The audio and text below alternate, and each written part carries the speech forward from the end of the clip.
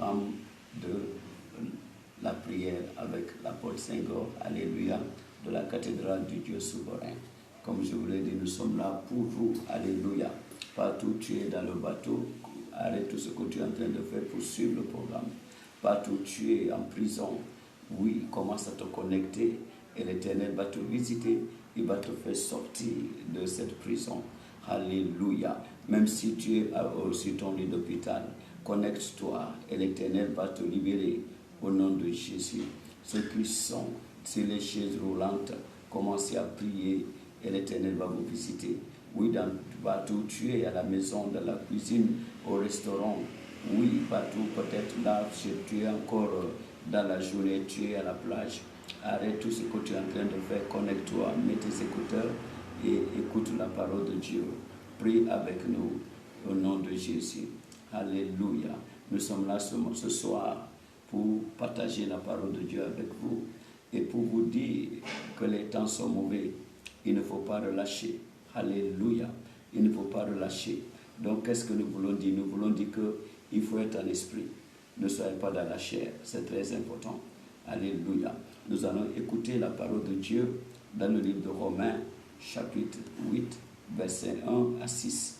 Lisons la parole de Dieu. Alléluia. Il n'y a donc maintenant aucune condamnation pour ceux qui sont en Jésus-Christ. Pour ceux qui sont en Christ Jésus, oui. En effet, la loi de l'esprit de vie en Jésus-Christ m'a affranchi de la loi du péché et de la mort. Oui. Car, chose impossible à la loi, parce que la chair la rendait sans force. Dieu a condamné le péché dans la chair. Dieu a condamné le péché dans la chair. En envoyant à cause du péché son propre Fils dans une chair semblable à celle du péché. Et cela afin que la justice de la loi soit accomplie en nous, qui marchons non selon la chair, mais selon l'esprit. Ceux, en effet, qui vivent selon la chair s'affectionnent aux choses de la chair. Ceux qui vivent selon la chair s'affectionnent aux choses de la chair. Oui. Et tandis que ceux qui vivent selon l'esprit s'affectionnent aux choses de l'esprit. Ceux qui vivent selon l'esprit s'affectionnent aux choses de l'esprit. Alléluia, alléluia. Merci Seigneur pour cette parole que tu nous as donnée ce soir. Alléluia. Mon frère et ma soeur, ce soir je suis là. Oui, pour t'exhorter. Je suis là pour te dire ce que tu dois faire, ce que tu as besoin de faire, parce que tu as besoin de sauver ton âme. Tu as besoin de sauver ton âme. Je vais te dire la vérité. Je vais te dire la vérité. C'est très important. Nous allons voir cette vérité que je te parle. C'est dans le livre de Job. Dans le livre de Job, chapitre 1, la Bible a dit quoi? Le diable, il y avait le rassemblement des enfants de Dieu. Et le diable était avec eux. Alléluia. Et la Bible a dit quoi? Dieu a donné une appréciation à Job. Dieu a dit au diable, est-ce que toi tu as vu, comme le diable a dit, il a parcouru la terre. Dieu lui a dit, est-ce que tu as vu mon enfant Job? Il est un homme droit, un homme intègre, un homme fidèle. Alléluia. Un homme qui a la crainte de Dieu. Oui, Dieu a qualifié de Job. Il a dit, Job est un homme droit. Il a dit, Job est un homme fidèle. Il a dit, Job est un homme intègre. Il a dit, Job est un homme qui a la crainte de Dieu. N'oublie pas que la Bible a dit, la crainte de Dieu, c'est le commencement de la sagesse. Alléluia. Donc, Dieu avait donné toutes ces qualifications, ces qualificatifs à Job, devant le diable, devant Satan. Donc, qu'est-ce que je veux dire maintenant? Je veux dire que mon frère et ma soeur, les temps sont durs. Là où nous sommes aujourd'hui, tu as besoin de la droiture. Tu as besoin de marcher selon l'esprit et non selon la chair. Job a marché selon l'esprit. Il n'a pas marché selon la chair. C'est pourquoi il a reçu ses qualificatifs. C'est pourquoi il a été apprécié par Dieu. Et je suis là pour te dire que les moments où nous sommes, marche dans la droiture. Si tu veux sauver ton âme, marche dans l'intégrité. Si tu veux sauver ton âme, marche dans la fidélité. Si tu veux sauver ton âme, marche dans la sagesse, c'est-à-dire la crainte de Dieu. C'est très important. Tu ne dois plus marcher dans la chair. Ce n'est pas le moment de marcher dans la chair. Ça, je te dis, mon frère et ma soeur. Parce que tu ne peux plus t'aventurer à avoir un pied dedans et un pied dehors. Si tu as un pied dedans et un pied dehors, tu n'es nulle part. Oui, il faut savoir ça. Tu es chrétien et tu te dis que tu dois... Il y a des chrétiens qui se disent, oui, boire, ce n'est pas un problème. Faire l'adultère, ce n'est pas un problème. Faire la prédication, ce n'est pas un problème. Après, tu vas te confesser. Tu perds ton temps, mon frère et ma soeur. Tu perds ton temps. Lis ta Bible pour voir où est-ce que l'alcool est permis. Lis ta Bible pour voir où est-ce que l'adultère, la fornication est permis. C'est très important. Actuellement, on ne doit plus s'amuser. Si tu as l'habitude de voler, arrête de voler. Si tu as l'habitude de tricher, arrête de tricher. Si tu as l'habitude de faire la fornication, arrête. Si tu as l'habitude de faire l'adultère, arrête. Si tu as l'habitude de mentir, arrête. Oui. Je vais te dire ce que la Bible a dit des menteurs. Lisez le livre de Jean chapitre 6. Jean chapitre 6. Alléluia. Jean chapitre 8, verset 44. Lisez ça. Jean chapitre 8, verset 44. Qu'est-ce que la Bible dit ici? Vous avez pour père le diable. Vous avez pour père le diable.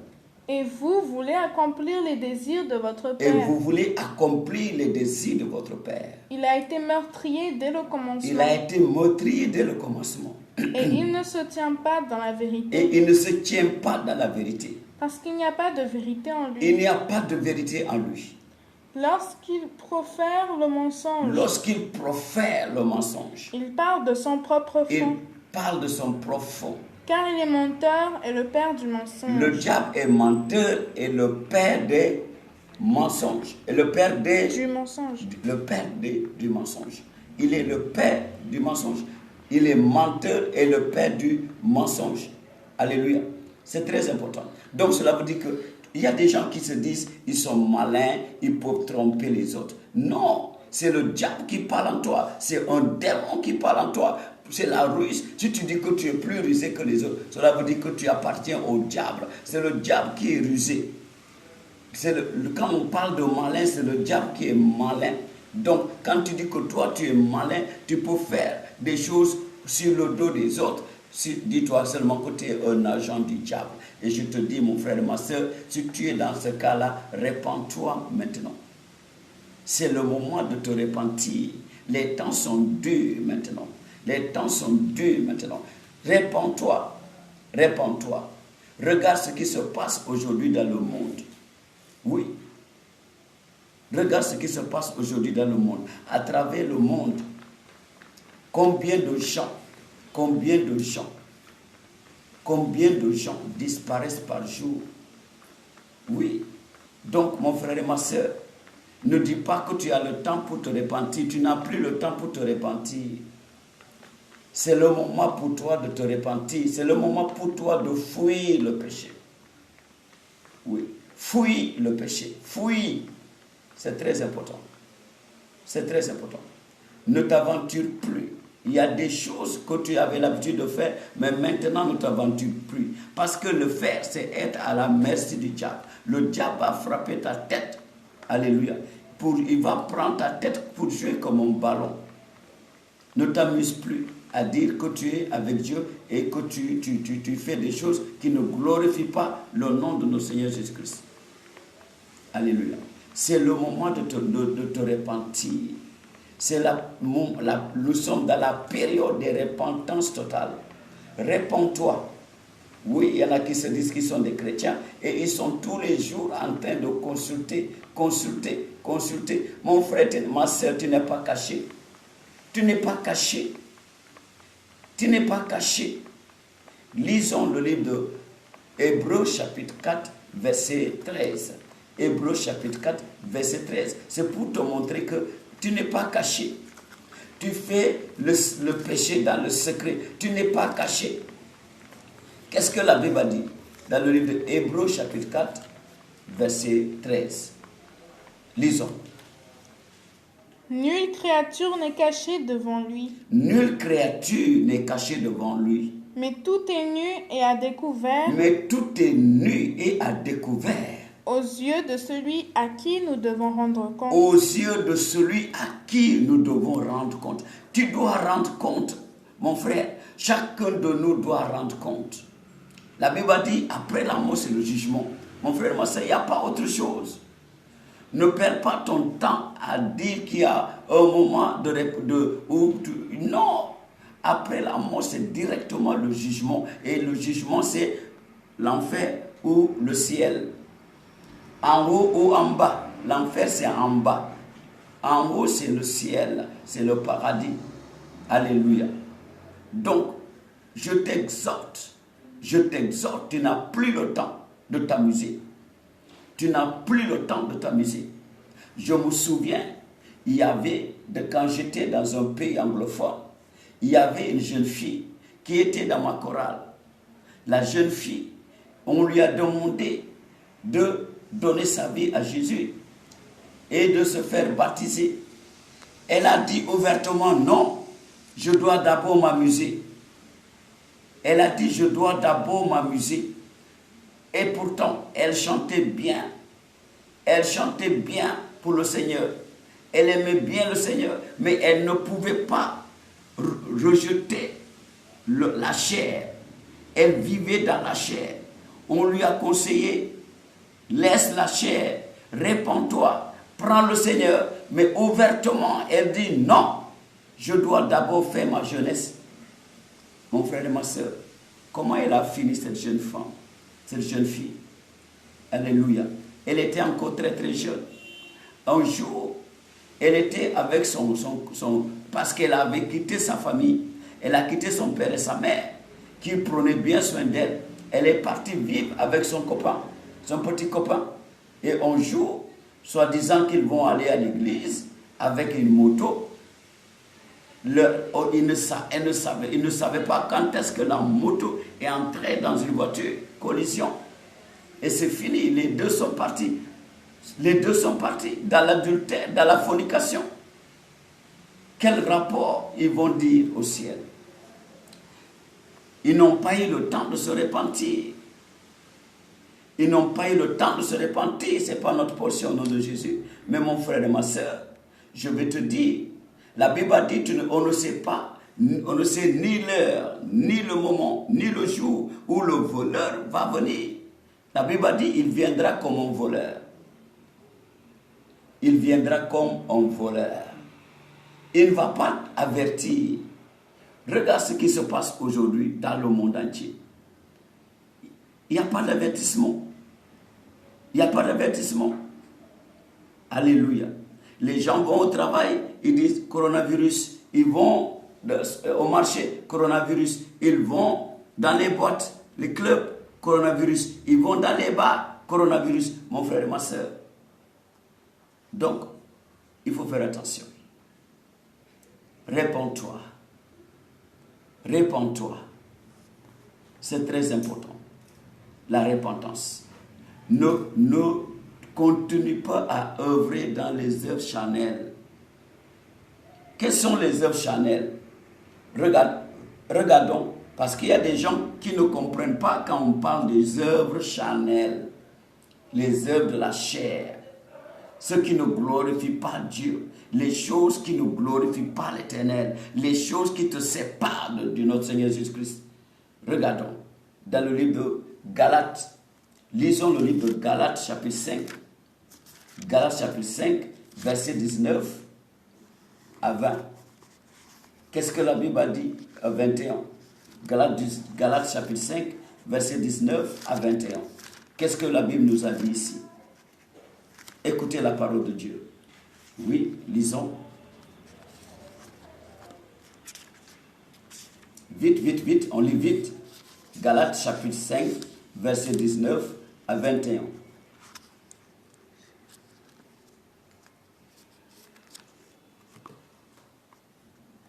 Dépêchez-vous. Le livre de Galates. Alléluia. Dieu va aider à nos lecteurs. Alléluia. Alléluia. Lisez. Verset 19 au verset 21. Alléluia. Or, les œuvres de la chair sont manifestes. Or, les œuvres de la chair sont manifestes. Ce sont l'impudicité, C'est l'impudicité, l'impureté, l'impureté, la dissolution, la dissolution, l'idolâtrie, l'idolâtrie, la magie, la magie, les inimitiés, les inimitiés, les querelles, les querelles, les jalousies, les jalousies, les animosités, les animosités, les disputes, les disputes, les divisions, les divisions, les sectes, les sectes, l'envie, l'envie, l'ivrognerie, l'ivrognerie, les excès de table les excès de table et les choses semblables. et les choses semblables.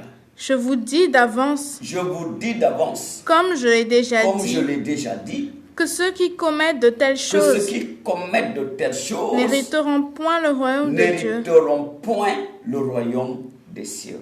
Ceux qui commettent de telles choses n'hériteront point le royaume des cieux. Mon frère et ma soeur, oui, peut-être tu passes tout ton temps à consulter le diable, à consulter. Mon frère et ma soeur, tu passes tout ton temps à boire. Mon frère et ma soeur, tu passes tout ton temps à faire la fornication, à faire l'adultère. Tu passes tout ton temps à calomnier, calomnier les autres. Mon frère et ma soeur, tu fais tout ton temps à te quereller, à te disputer. Ce sont les choses charnelles. Ce sont les choses qui ne glorifient pas Dieu. C'est très important. L'envie, la jalousie. L'envie, la jalousie. La jalousie conduit à la sorcellerie. C'est très important. Dieu m'a envoyé. Dieu m'a dit de te dire la vérité qui libère. C'est très important. Alléluia. Ça, ce sont les choses charnelles. Les choses qui conduisent en enfer. La jalousie, l'envie, la magie, l'idolâtrie. L'idolâtrie. Il y en a qui idolâtrent tout et ils oublient Dieu. Alléluia. C'est très important. Mon frère et ma soeur, Dieu m'a dit de te dire de revenir vers lui, d'abandonner les choses charnelles, d'être en esprit. C'est très important. D'être en esprit. Regardons les choses de l'esprit. Dans le livre de Galates, toujours, chapitre 5, verset 22. Lisons verset 22. Mais le fruit de l'esprit, Mais le fruit de l'esprit, c'est l'amour, c'est l'amour, la joie, la paix, la patience, la bonté, la bénignité, la oui, fidélité, la douceur, la tempérance. La loi n'est pas contre ces choses. Mon frère et ma soeur, c'est très important. Il y en a qui ne connaissent pas l'amour. Ils sont toujours en tempête. Et ils trouvent ça comme honneur d'être toujours en colère, d'être toujours en bagarre. Ils trouvent ça comme honneur. C'est pas bon. L'amour, la patience, la tempérance, c'est très important. La paix. Il y en a qui sont des scorpions à la maison. Ils ne connaissent pas ce qu'on appelle la paix. Mon frère et ma soeur, les temps sont durs maintenant. Les temps sont durs. Dieu a dit de te dire de changer de comportement, de changer d'habitude et de prendre Jésus-Christ. Viens vers la lumière. Regardons ce que Jean nous dit ici. Dans le livre de 1 Jean chapitre 1. 1 Jean chapitre 1, on va lire à partir du verset 4. Alléluia. 1 Jean chapitre 1, à partir du verset 4. Qu'est-ce que la Bible a dit? Et oui. Nous écrivons ces choses afin que notre joie soit parfaite. Il dit 1 Jean chapitre 1, à partir du verset 4. La Bible dit quoi? La nouvelle que nous vous apportons, oui. 1er Jean. La nouvelle que nous avons apprise de lui. La nouvelle que nous avons apprise de lui. Verset 5. La nouvelle que nous avons apprise de lui. Oui. Et que nous vous annonçons. Oui. C'est que Dieu est lumière. Et que Dieu est lumière. Et qu'il n'y a point en lui de ténèbres. Il n'y a point en lui de ténèbres. Dieu est lumière et qu'il n'y a point en lui de ténèbres. Oui. Si nous disons que nous sommes en communion avec lui. Et si tu dis que tu es en communion avec Dieu. Et que nous marchions dans les ténèbres. Et que tu marches dans la chair. Nous mentons. Tu es menteur. Et nous ne pratiquons pas la vérité. Et tu vérité. ne pratiques pas la vérité. Il y en a qui disent qu'ils sont des chrétiens. Tu n'es pas chrétien, mon frère, ma soeur, et tu continues à boire de l'alcool. Tu n'es pas chrétien, mon frère, ma soeur, et tu continues à découcher. Tu n'es pas chrétien, mon frère, ma soeur, et tu continues à mentir. Tu n'es pas un chrétien, mon frère, ma soeur, et tu continues à voler. Tu n'es pas un chrétien, mon frère, ma soeur, et tu continues à calomnier les autres. Tu n'es pas chrétien. Tu n'es pas chrétien. C'est pas ça être chrétien. Il faut que tu sois, il faut savoir que Dieu, c'est la droiture, comme Job, la droiture, l'intégrité, la fidélité et la crainte de Dieu. Il faut avoir la crainte de Dieu. Si tu continues tu ne peux pas dire que tu es chrétien et tu n'as pas peur d'entraver la parole de Dieu. Dieu a dit de ne pas faire la fornication. Mais toi, tu n'es pas marié, tu fais comme tu veux. Tu donnes ton corps comme tu veux. Tu n'es pas marié. Attends que tu sois marié. Tu n'es pas marié et tu donnes ton corps et tu trouves ça normal. Et tu trouves ça normal, tu trouves ça que tu es chrétien et tu vas à l'église, tu es devant, tu chantes la chorale, tu es au chat, tu es protocole, tu montes à l'hôtel. Non! Tu trouves ça normal. Tu fais l'adultère et tu trouves ça normal. Tu bois de l'alcool et tu trouves ça normal. Non! Tu n'es pas marié. Arrête. Tu es marié, tu laisses ta femme ou ton mari, tu vas faire de l'adultère ailleurs. Non, ne découche pas. Ne découche pas. La cigarette, ça te conduit où? La drogue, ça te conduit où? Mon frère et ma soeur, fais attention. Les temps sont durs. Ce n'est plus comme avant maintenant. Dieu n'a plus le temps pour toi. Oui, je vais t'annoncer ça. Dieu n'a plus le temps pour toi. N'a plus le temps pour toi. Pour échapper de ces calamités, mon frère et ma soeur, si tu es un enfant de Dieu ou tu n'es pas encore un enfant de Dieu, je te demande la repentance et d'accepter notre Seigneur Jésus-Christ comme ton seul Seigneur et Sauveur personnel. C'est lui la voie du salut. À part lui, il n'y a pas une autre voie de salut. C'est lui le chemin. Il a dit, je suis le chemin, la vie et la vérité. Il dit, nul ne peut venir au Père sans passer par moi. Il est l'intermédiaire pour passer au Père. Donc, obéis ses commandements. Il a dit, si tu m'aimes, obéis à mes commandements. Quels sont ces commandements? Quels sont ces commandements? Tu n'arrives pas à obéir la moindre des choses. Regarde, qu'est-ce qu'il a dit dans le livre de 1 Corinthiens, regardez 1 Corinthiens, chapitre 6. 1 Corinthiens, chapitre 6. Regardez 1 Corinthiens, chapitre 6. Qu'est-ce qu'il a dit au verset 19?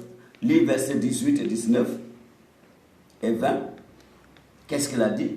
Fouillez l'impudicité. Fouillez l'impudicité. C'est-à-dire, fouille l'immoralité, fouille l'adultère, fouille la fornication. Oui. Quelque autre péché qu'un homme commette, ce péché est hors du corps. Quel autre péché qu'un homme commet, ce péché est hors du corps. Mais celui qui se livre à l'impudicité. Mais celui qui se livre à l'immoralité, celui qui se livre à la fornication et à l'adultère, oui. Pêche contre son propre corps. Il pêche contre son propre corps. Oui. Ne savez-vous pas que votre corps est le temple du Saint-Esprit Dieu a dit, ne sais-tu pas que ton corps, c'est la maison, la demeure du Saint-Esprit qui est en vous, qui est en toi, que vous avez reçu de Dieu, que tu as reçu de Dieu, et que vous ne vous appartenez et point à que tu ne vous-même, t'appartiens point à toi-même. car vous avez été rachetés à grand prix. Il nous a rachetés à un grand prix. Mon frère et ma soeur, je prie pour toi que ce rachat ne soit pas vain pour toi. Glorifiez donc Dieu dans votre corps et dans votre esprit. Dieu dit, glorifie-le dans ton corps et dans ton esprit. Glorifions donc Dieu avec notre corps et avec notre esprit. C'est très important. C'est très important. Les temps sont durs. Je te dis, il n'y a plus d'excuses. Il n'y a plus d'excuses. La Bible a dit, on ne connaît ni le jour ni l'heure où le voleur va venir. La Bible a dit, si le maître de la maison savait le jour ou l'heure, il aurait bien préparé, il aurait bien gardé sa maison, il va louer des gardiens pour garder sa maison. Donc, c'est le moment de te repentir. C'est le moment de te repentir. C'est le moment de revenir vers Dieu. C'est le moment d'abandonner tout et de dire, Seigneur, je te suis avec intégrité, avec mon esprit, mon âme et ma force. Je te suis avec fidélité. Je te suis avec tout mon amour. Abandonne la distraction. Ce que tu es en train de faire, ça te distrait. C'est très important. Ne sois pas comme les beaux-fils de Lot. Les beaux-fils de Lot, dans le livre de Genèse, chapitre 19, quand Dieu voulait détruire Sodome et Gomorrhe, il a envoyé des anges. Et les anges ont dit à Lot, si tu as des gens ici, des gendres, il faut quitter la ville. La Bible a dit quand Lot a informé à ses gendres, qu'est-ce qu'ils ont fait? Ils se sont moqués de lui. Parce qu'ils ne croyaient pas. Ils ne croyaient pas. Et Lot est sorti de la ville avec seulement ses deux filles. Leurs copains, leurs fiancés, ils ne sont pas allés. Parce qu'ils ne croyaient pas à la parole de Lot. Et quelle était la fin? Quelle était leur fin? Mon frère, ma soeur, oui, c'est le moment pour toi de te repentir. Arrête l'idolâtrie. Arrête l'idolâtrie. Reviens vers Jésus. Arrête l'incrédulité. Change ta manière de vivre. Ne dis pas que je n'ai pas été enseigné. Ne dis pas que je n'avais pas compris. Je vais t'expliquer.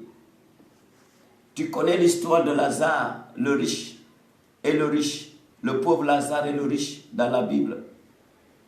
La Bible a dit, le riche a vécu comme il voulait. Le pauvre Lazare mangeait les miettes de sa table. Mais quand ils sont partis au paradis, quand ils sont partis, l'un était appelé, l'autre était appelé. Le riche est parti en enfer. Et Lazare était sur la table d'Abraham. Et le riche a dit, Père Abraham, envoie Lazare de me donner une goutte d'eau. Abraham lui a dit, c'est pas possible. Il y a l'abîme qui nous sépare. Il dit, je souffre. Le riche a dit, envoie Lazare pour dire à mes frères d'arrêter ce qu'ils sont en train de faire et de suivre. Père Abraham a dit quoi? S'il ne peut pas écouter les prophètes, s'il ne peut pas écouter les prêtres, ce n'est pas aux morts qui vont écouter. C'est-à-dire quoi? C'est-à-dire, mon frère, ma soeur, ce que tu entends de nous, n'attends pas que Pierre, l'apôtre Pierre vienne te le dire. N'attends pas que l'apôtre Paul revienne pour te le dire. N'attends pas que l'apôtre Jean vienne pour te le dire. Ou n'attends pas que Jésus-Christ descende pour te le dire. Il est en nous. Le Saint-Esprit est en nous. Et c'est lui qui nous envoie pour t'informer. Si tu ne peux pas croire à ça, sache bien que tu es déjà de l'autre côté. répands-toi. Répands-toi. Répands-toi. C'est très important. C'est le message que Dieu m'a demandé de te dire. Parce que ce qui a commencé depuis 2020, ce n'est que le commencement. Les douleurs vont continuer. Les douleurs vont continuer. Oui. Ne dis pas, oh, Dieu est amour. Oui, il est amour. Mais n'oublie pas, Dieu aussi a dit dans le livre de Hébreux chapitre 12, verset 29.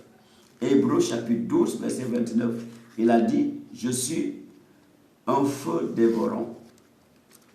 Dieu est un feu dévorant. C'est pourquoi je suis là pour te dire, répands-toi. Il a dit dans 1er Jean, on va voir encore 1er Jean chapitre 1, verset 8 et verset 9 à 10. Qu'est-ce que la Bible a dit? Toutefois, c'est un commandement nouveau que je vous écris. Ce qui est vrai en lui est en vous, car les ténèbres se dissipent et la lumière véritable paraît déjà. Celui qui dit qu'il est dans la lumière et qui haït son frère est encore dans les ténèbres. Celui qui dit qu'il est dans la lumière et qu'il est son frère est encore dans les ténèbres. Celui qui, regarde, c'est très important. Celui qui est son frère et qui se dit qu'il est dans la lumière est quoi? Et quoi? Et encore dans les Et ténèbres. encore dans les ténèbres. Alléluia. Regardons 1er Jean, le livre de 1er Jean. 1er Jean, chapitre 1. 1er Jean, chapitre 1. 1er Jean, chapitre 1. Verset 8. Alléluia. Si nous disons que nous n'avons pas de péché, Si nous disons que nous n'avons pas de péché, nous nous séduisons nous-mêmes. nous nous séduisons nous-mêmes. Et la vérité n'est point en nous. Et la vérité n'est point en nous. Si nous Il y en a qui pensent qu'ils n'ont pas de péché. Ils vont se dire quoi? Mais je n'ai pas péché, mais quoi? Mais regarde la vie que tu mènes. Est-ce que la vie que tu mènes glorifie Dieu? Oui, continue.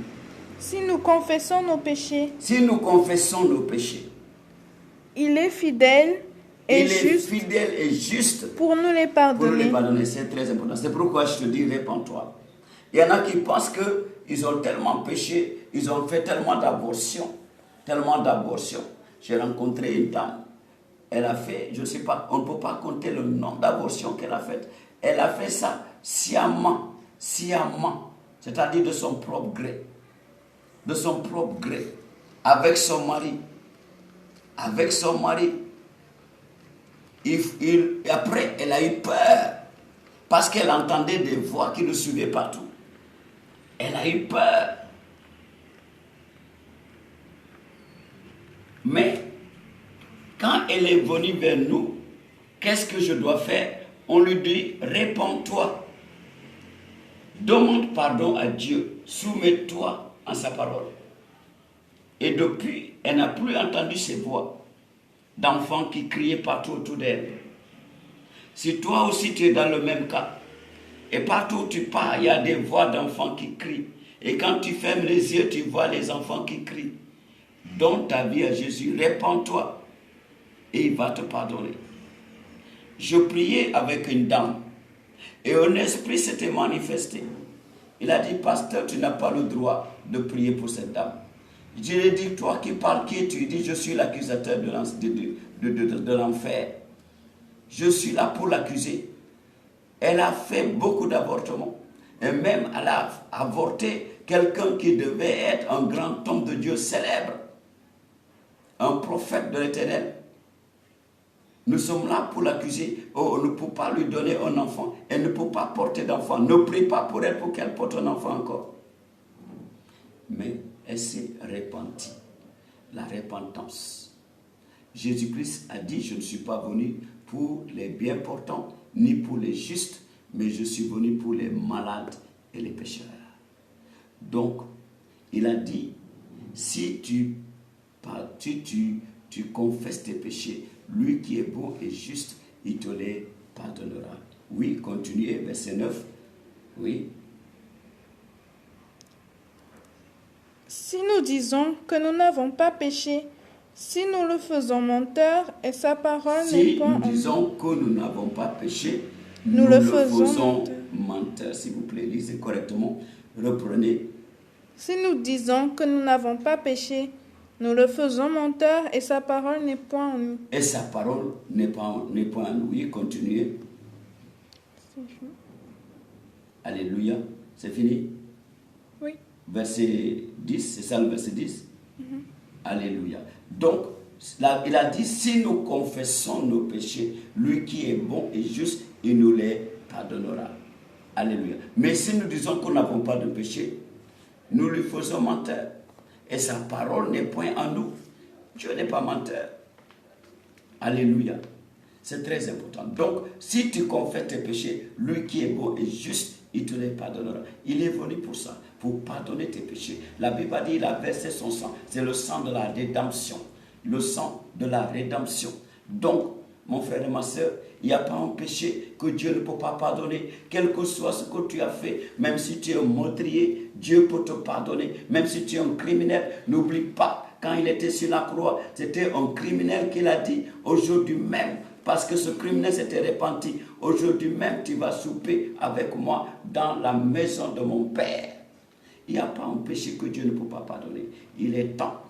Même peut-être que tu as fait la sorcellerie, tu as tué beaucoup de gens. Peut-être que tu as fait beaucoup d'envoûtements, beaucoup de fétiches contre les gens. Maintenant, je te dis, mon frère et ma soeur, il est temps pour toi de te repentir. Reviens vers Jésus. Il va te pardonner. Arrête les œuvres charnelles, arrête les œuvres idolâtres, arrête l'idolâtrie, arrête les œuvres charnelles, sois en esprit et il va te pardonner. Dis, confesse tes péchés, envoie-nous tes messages, envoie-nous tes messages, regarde le numéro, appelle le numéro, on va prier pour toi. Alléluia. Et si tu es malade à cause de ce que tu fais, tu seras guéri. Si tes problèmes sont bloqués à cause de la vie que tu mènes, on va prier pour toi. Quand tu vas te repentir, on va prier pour toi et les choses seront débloquées.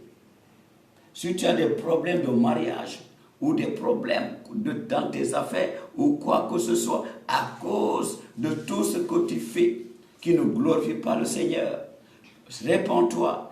Appelle ce numéro, nous prions pour toi, l'Éternel te pardonnera tes péchés et va te restaurer. Alléluia. Mon frère et ma soeur, je prie pour toi.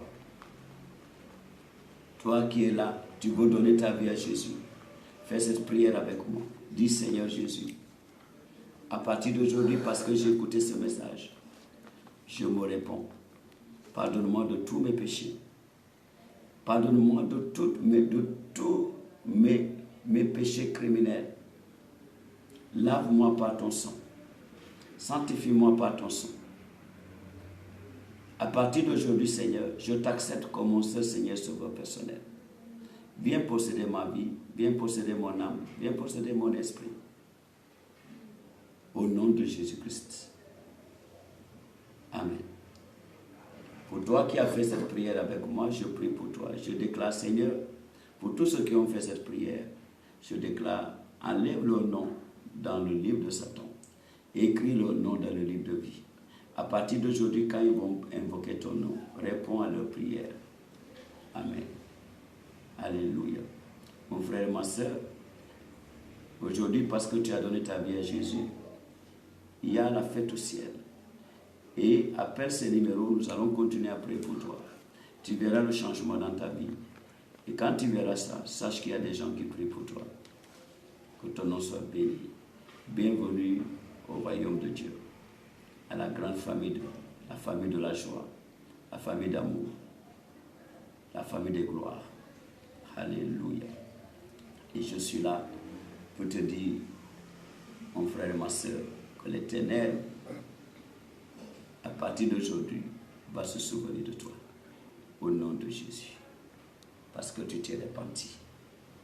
Amen. Tu connaîtras la vérité. Et la vérité t'affranchira. Shalom.